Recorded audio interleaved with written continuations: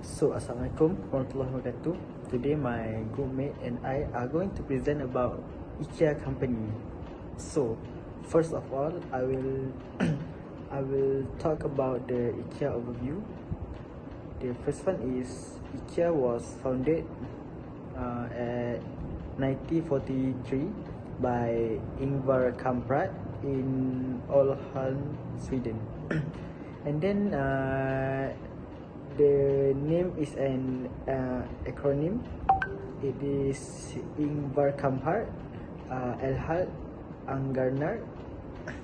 So the philosophy is the affordable, well designed, functional product many, and it is world's largest furniture retailers with 470 plus store in 60 plus country. And then IKEA in Malaysia, they were enter our market at 1996. The first store is at Petaling Jaya, Selangor. The expansion to major outlet in Mutiara Damansara, Ceras, Tebrau and Batu Kawan. So they also growth aligned with Malaysians urbanization and rising middle class. So the last one is local adaptation and appeal. So first one is product range tailored for Malaysia lifestyle. The modular storage for small apartment, family travel set. And the next one is IKEA Malaysia restaurant serves Swedish classics plus local favorite like nasi lemak and curry puff. And the last one is they also creative, culturally relevant marketing campaign, strengthen local connection. So that's all from me. I'll pass to another presenter. Thank you. So thank you, Ferhad. So I will continue with the cultural adaptation strategy by IKEA. So the first one, they use adaptation to urban living space. IKEA Malaysia focus on offering a compact and multifunctional furniture to meet the needs of urban people. So IKEA know that home in Malaysia are often compact due to the population density itself and also the rising property costs. So the data shows that around 15 to 20% increasing of the actual price every year for the house. So make it difficult to majority of people to buy a landed house. Instead of buy a landed house, they need to buy a house like a condominium and apartment because it's more cheaper compared to the landed house. So IKEA try to selling and promote their space saving beds, foldable table and modular storage units that are so ideal for a small apartment or condominium. It will make a customer can decorate their house with the limited space. So and then the second one, they try to catering to cultural dining practice. So they try to catering dining is an important cultural practice across all major ethnic group in Malaysia. Since Malaysian have three big ethnic, which is we have Melayu, Indian and Chinese. We also have a lot of seasons like we have for Muslim, we have Hari Raya. For Chinese, we have Chinese New Year, and for the Indian, we have Deepavali. So from this seasonal, IKEA try to offering expanded dining tables, takeaway stool, and adjustable kitchen setup for helping consumer to minimize the efforts to prepare the foods for their gathering. And then the last one is they try to incorporating religions and culture needs.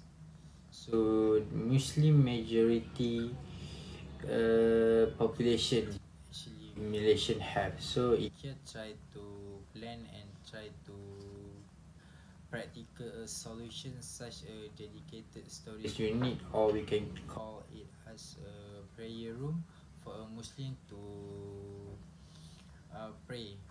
So when the customer come to IKEA, so they can do the pray inside the IKEA itself.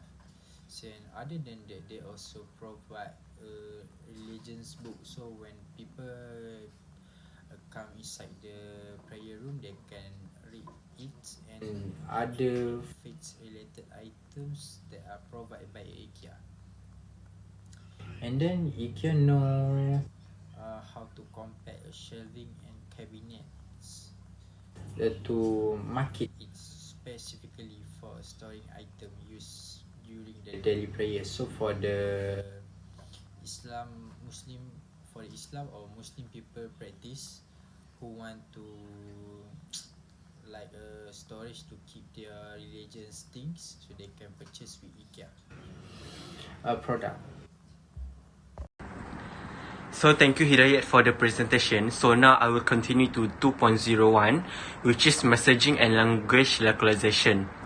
So for messaging and language localization refers to the practice of adapting communication to suit the linguistic preference of a specific market. In Malaysia's multilingual society, IKEA use bilingual or multilingual advertising to reach a wider audience.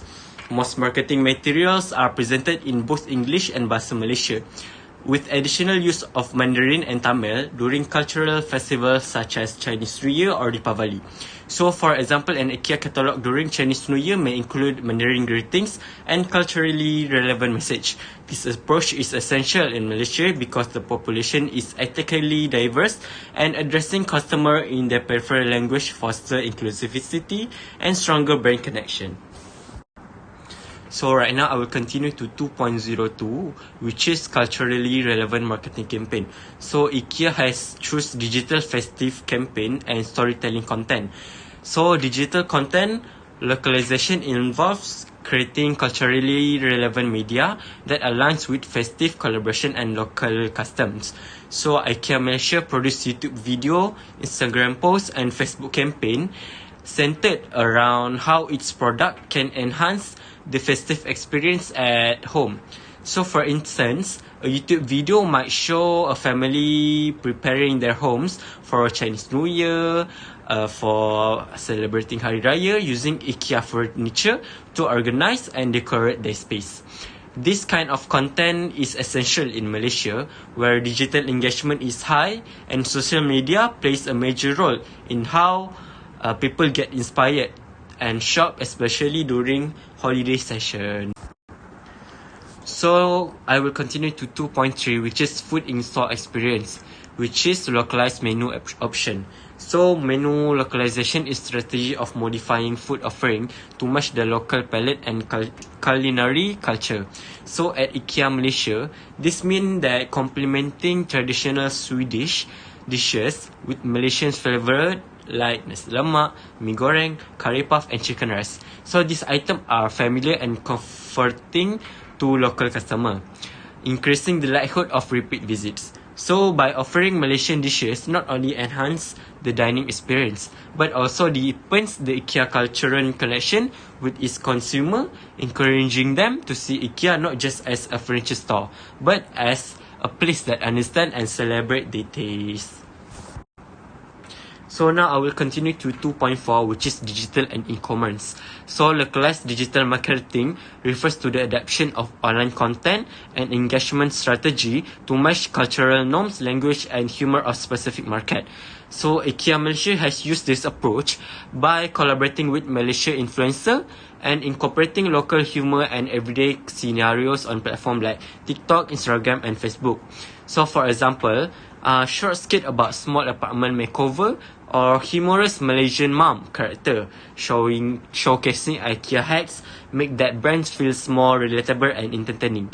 So this strategy is essential in Malaysia because it helps IKEA connect with a younger, digitally active audience in a way that feels authentic and culturally familiar, ultimately driving higher engagement and brand loyalty. So for the next part, I will pass to Mira. Thank you. Thank you, presenter.